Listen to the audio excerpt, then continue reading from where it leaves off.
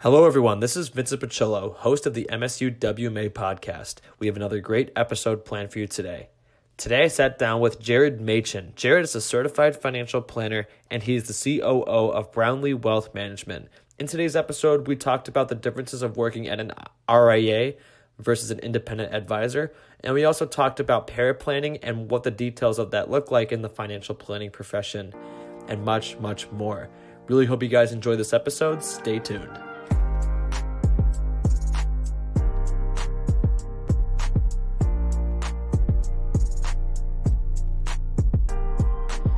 Welcome back, everyone, to the msuwma podcast. I'm here with Jared Machen. Jared, thank you for coming on. Vincent, thanks for having me. Stoked to talk with you. Absolutely. So really quick starting off. So what led you on this career path of financial planning and finance? Is this the career that you originally wanted?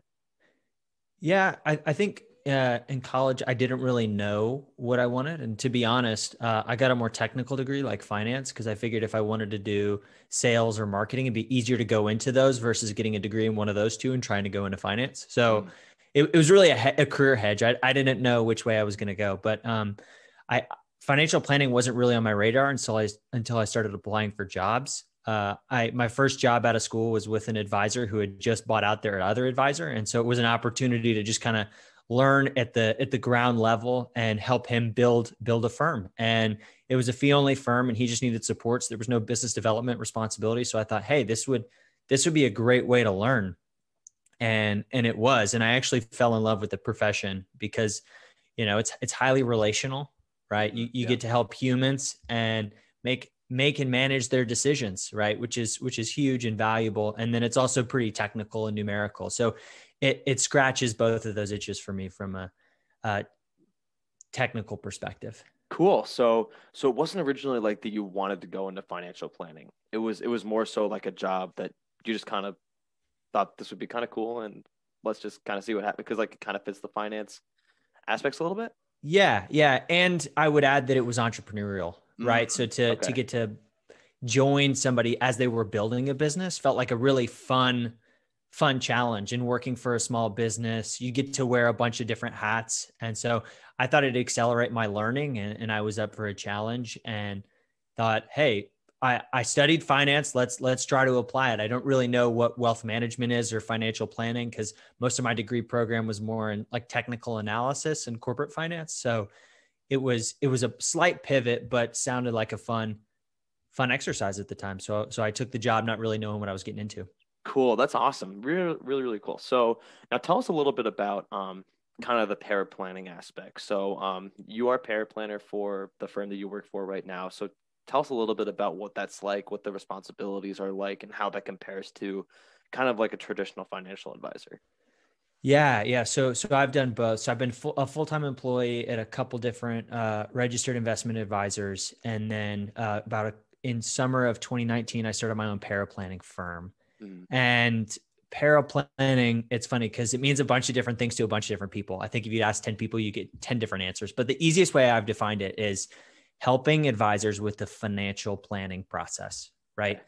And so that can be as easy as data entry or helping gather documents to more complex of all the way of developing recommendations, constructing the plan deliverable, modeling scenarios in the software. So when you say paraplanning, there's a really, really wide spectrum.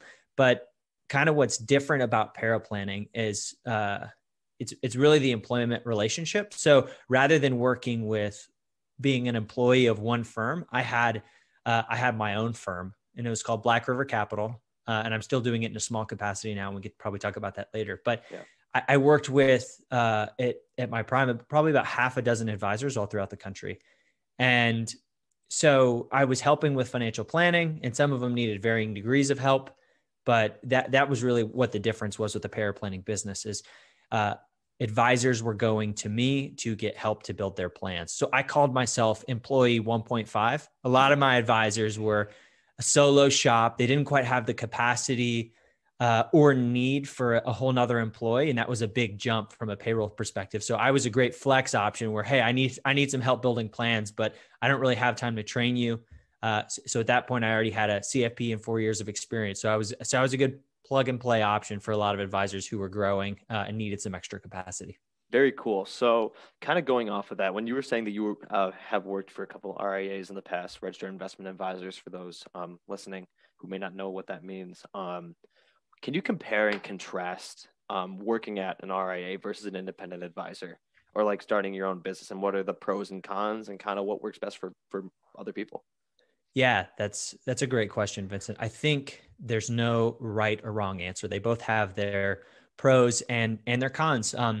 So one of the things about working for a firm in a full-time capacity is you really get to know the intimacy of their philosophy and how they think about everything. And you get a lot of exposure, especially as a young person or a career changer, just getting into the profession, getting exposure to paperwork in operations and compliance, and all of those things are really valuable just because they're all connected to how financial planning is delivered.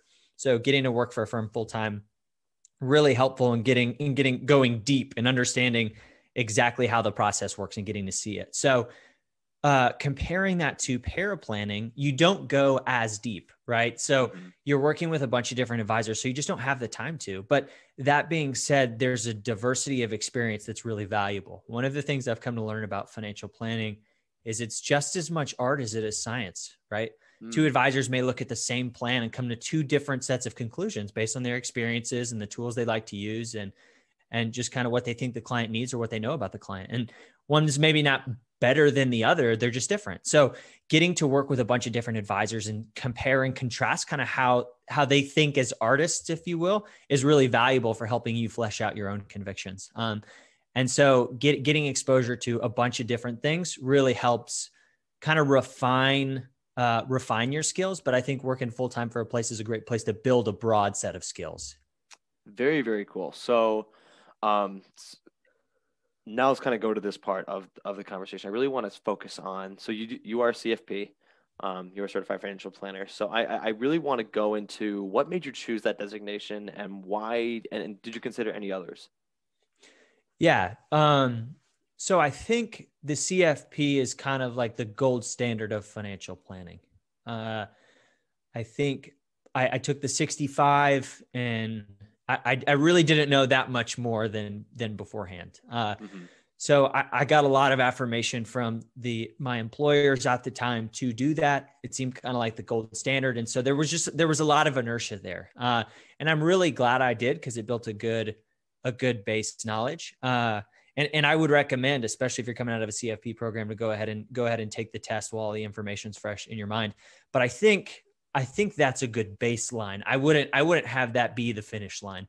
I'm beginning to kind of contemplate other designations or learning opportunities, because I think it gives you a broad level of experience, but things are becoming more specialized. You can get certifications in helping people with divorce or money transitions, or in financial therapy if you want to get, more emotional with them, or just retirement planning. So really there's a broad opportunity set available to kind of go above and beyond. So once you find out who you really like working with, I would go above and beyond the CFP. But I thought, got the CFP as soon as I could, and I'm super glad I did. And it's helpful. It's helped me, but I'm still continuing to learn. So it's a good starting point, but not the finish line. Sweet. Awesome. So we're going to come back to the CFP later, because I do want to ask about other things with that. But about starting your own firm, like what compelled you to start your own firm? Yeah. So it was more of to be honest, it was more of a lifestyle decision versus a professional one. So my family has a farm in Honduras on the northern coast. Cool. It's beautiful, rainforest and beach. Been going there my whole life. And so as I kind of got to a point in my career, I wanted to try to create a way to live there and work from there. And I was, like I said, I had 4 years of experience, so I still felt too green to start my own RIA. And I felt like I still had things to learn, but I felt like I could add value to advisors. And so I found a couple of people on the internet who were kind of doing something similar, paraplanning business, working remotely or internationally. And I was like, man, I really want to do this. And I thought to myself, this is the best time to do it. Right. When I'm young and have the energy. And so my wife and I talked about it and we decided, hey, we're going to do this. I'm going to try to start my business and hopefully it works out. So this was, this was a lifestyle decision, and it's a testament to how financial planning is about optimizing for life, not for finances, right? Because I left the certainty of a W-2 income with a great RIA, and I didn't have any clients when I left, but I knew I had to back myself into a corner, or I would never do it. So I left a firm in the summer and then started bringing on clients slowly but surely. And it was a grind, but I'm super glad I did it. And so I lived between Honduras and in the States and would travel between the two, and did that for almost a year pre-COVID. That is super cool. So, I think so going off of that, do you think COVID has helped the financial planning industry when it comes to that kind of stuff in terms of like the virtual environment? Yeah. So I think if you're an aspiring paraplanner, I would be very encouraged. I was talking with my buddy last week. There's a tailwind if you're a paraplanner. There's two things that are really accelerating the demand for virtual paraplanners. Mm-hmm. One is like exactly what you said, Vincent. COVID has accelerated the adoption of virtual work. So I think there's a contingent of advisors who would have never hired a virtual person last year or pre-COVID who would consider and are open to that now, which while COVID's been a terrible thing, I think that's a benefit. And has definitely expanded the opportunity set there. And I think the other thing that's really driving that is there's a couple of larger paraplanning firms that have bigger brands like Nifty Advisor Support and Simply Paraplanner who are getting exposure on some of the bigger podcasts. So there's also a lack of awareness because this profession 5 years ago didn't really exist. And even today, it's still kind of this small opaque niche that a lot of people don't even know is a viable career path. So I think there's a tailwind, and all the paraplanners I talk to are pretty much at capacity. And so demand is really, really starting to tick up, which is a great thing. If you're wanting to get into the profession, but maybe you're more entrepreneurial or you want to learn from a bunch of advisors or you have a decent amount of experience, but don't want to start your own firm, it's kind of a unique little career path you can carve out for yourself. Very, very cool. So you see the paraplanning industry, like what do you see that for the next 5 years? Do you think it's like, what do you see? Yeah. I mean, I see it increasing, right? Yeah. And I see it growing because kind of what we talked about earlier, being employee 1.5, right? Mm-hmm. If you look at all the data and research, human capital in our profession is scarce and the average age is old, right?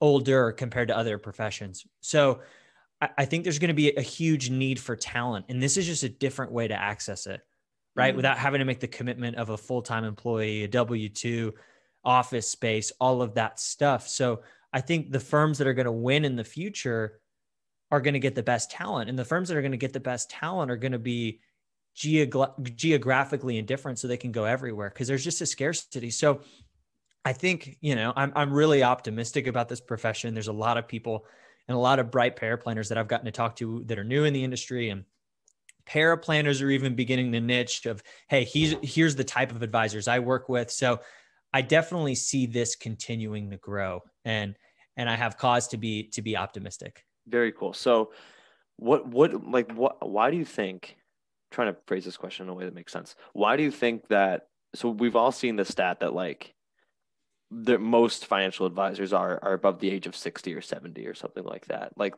most of them are old and about to retire. What do you think has caused like kind of the lack of young talent in the financial planning profession? Yeah, I think the old model of leading with business development and product sales has scared a lot of young bright people away. Interesting. So I had a great experience where coming out of college, I didn't have any business development responsibilities. I just got to learn. Mm-hmm.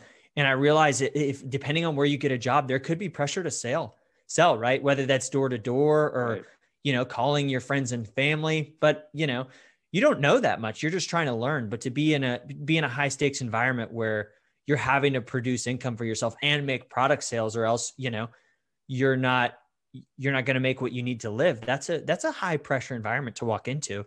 And, I had several friends who went into financial planning like me, using air quotes there, because their day-to-day responsibilities weren't financial planning. It was just calling as many people as they could to sell products, and they got discouraged by it. And they felt like the advice was conflicted and they didn't have any support and they weren't really learning anything. And so they walked away from the profession, disillusioned and scared, and just kind of overwhelmed. And so I have, several friends who that was their lived experience. So I think we as a profession have to get better at supporting the next generation of talent and supporting them in ways where we're teaching them, and imparting wisdom to them versus pushing them just out the door to sell something they know little to nothing about. And I think podcasts like this and the FPA externship and there's pushes being made, but I still think we have a lot of work to do.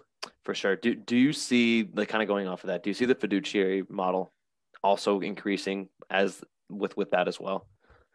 Yeah. I think it's good. It's helpful. It's easy to understand kind of the fee only designation, but I think there's I think there's awesome advisors who are hybrid, or maybe they're even doing product sales. And there's probably some bad advisors who are fee only. So it definitely helps the profession, but it doesn't mean that all people in this model are good and all people in this model are bad. But I think, having the fiduciary standard and, having a lot of CFPs that are also held to the fiduciary standard is a net positive for consumers. So I hope that's something that continues to grow. Absolutely. So again, like, kind of going back to the CFP, what do you recommend? So part of our program is once we graduate, we are CFP eligible out of graduation, which is really, really cool. So anything that you recommend in terms of studying for the exam or anything to prepare for that? Yeah. I think I would take it as soon as you can. Okay. Right. Cause like I was working full time, and that plus studying on top of it was a lot. Right. Yeah. And so, it's never too early to start, even if you have a little free time, as a student, because you're in study mode. It's difficult to work, an 8 to 10 hour day and then get into study mode. So I would take advantage of this season. And two, I would just kind of understand how you're wired and where you're struggling and what you need help with. I know one of the things that there's a lot of different CFP curriculums out there and kind of prep courses. I would say I'm an average, maybe just slightly below average test taker. So the CF prep I used, it was Ken Zahn, but his is very focused on, hey, how do I help you unpack the questions and take the test better and identify potential shortfalls or shortcuts or kind of mental tricks to help you, really digest and dissect the exam. So I would do that a lot because the exam's tricky. So getting, in addition to actually learning the content, getting reps at helping you digest the test and the questions and the format and just kind of think through words that could potentially trick you and understanding the phrasing and all that stuff is just as valuable as learning the content, I think. Very cool. So this is a question I always like asking financial advisors, but what do you think is, if you're a person who's kind of on the edge about doing financial planning, what would you tell that person in terms of like if they should pursue that career or like if it might not be right or wrong for them? Yeah, I mean, this is a helping profession. Like if you're passionate about helping people, this is the place to be in, right? Like at the end of the day, I don't work for a consumer product goods company. At the end of the day, we're not making soap. At the end of the day, like these are people's lives, right? And there's nothing wrong with that, but it's just, it's really exciting if you get excited about helping people. And it's kind of the Wild West. The profession's changing a ton. Tax law is always changing. Right. So, if you're like a lifetime learner and you just you love to jump in and just figure it out and just see how it works and you like helping people, this is a great profession for you. It's really rewarding work. It's really, really hard work, especially if you do the entrepreneurship route, but really rewarding. Awesome. Any books that you recommend for anyone that helped you in your professional development? Yeah. So, honestly, I would say I like Nick Murray a lot. Simple Wealth, Inevitable Wealth is like a great framing book. And then I also like Carl Richards' book. I can't remember the name of, but The Behavior Gap. Yeah. Behavior Gap. Yep. Yeah, that's right. But like in terms of financial planning, honestly, Twitter has done more than any book.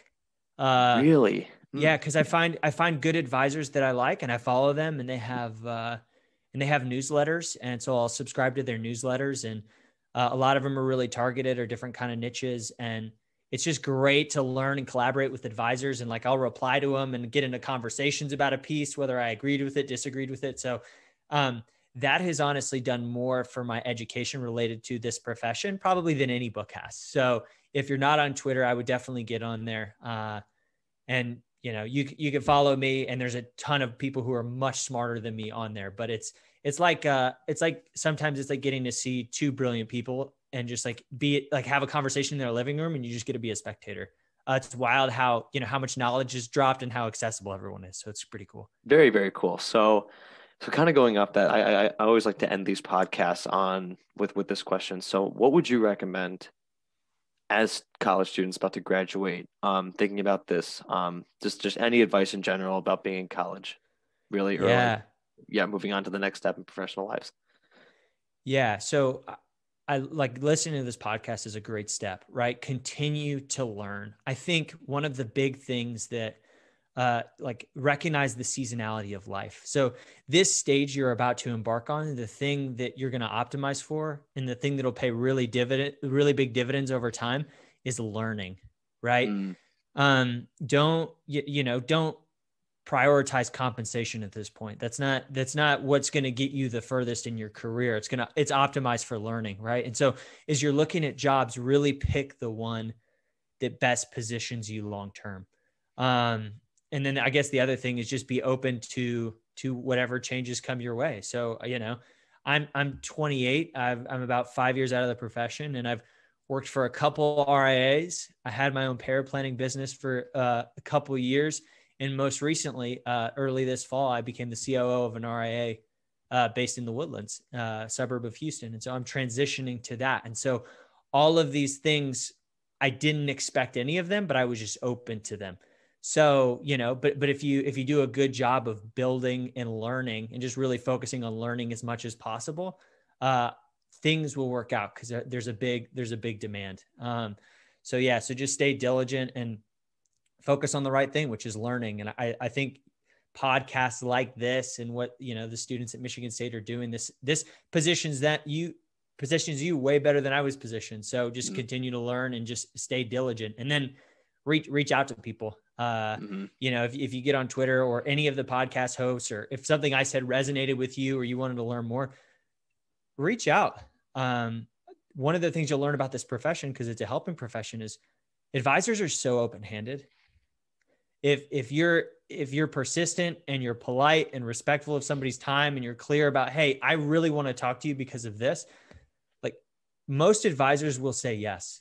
And if they don't, that's on them. But I know if I have a conversation, I have a specific Calendly link for people who reach out and just want to talk shop or pick my brain about what I'm doing, because it happens enough. And every time I can, I say yes. So just reach out to people, be proactive, and fight for learning. I love what you said there about how people how financial advisors are just reaching out, because on this podcast, we've had a lot of people who were really big in terms of their presence on social media, or their position, like they were a CEO of companies or anything like that. And a lot of times some of these people charge money for doing speaking events, but they've been so willing to come on here and just share their wisdom and stuff like that. And that, I think that's what we found as well. Just reaching out and asking people, it's not that difficult, and most likely you're going to get a yes, because people want to share their wisdom in this profession. Yeah, that's right. And because it's a helping profession, we got an industry full of helpers, right? And if you're a hungry college student and you want help, and you're clear about why you want it, it's hard for us to say no, because that's what we're wired to do. That's what we do day in and day out, is we help people. Right. That's so awesome. So we're going to drop your LinkedIn in the show notes, so that if anything resonated with you, you can connect with Jared on LinkedIn. But yeah, Jared, thank you so much for being on here. Really, really pleasure to have you on. Awesome. Thanks, Vincent. I enjoyed it. This is awesome what you're doing. Keep up the good work. Will do. Thank you. If you liked what you just heard, please like, comment, and share. MSU-WMA, or Michigan State University Wealth Management Association, is a student organization part of the Eli Broad College of Business, located in East Lansing, Michigan. Our mission is to inspire and educate the next generation of financial planners. Thank you for listening to today's episode. If you enjoyed it, please check out our channel on all platforms such as Spotify and Apple Podcast. And check out our social media at MSUWMA and MSUWMA.com.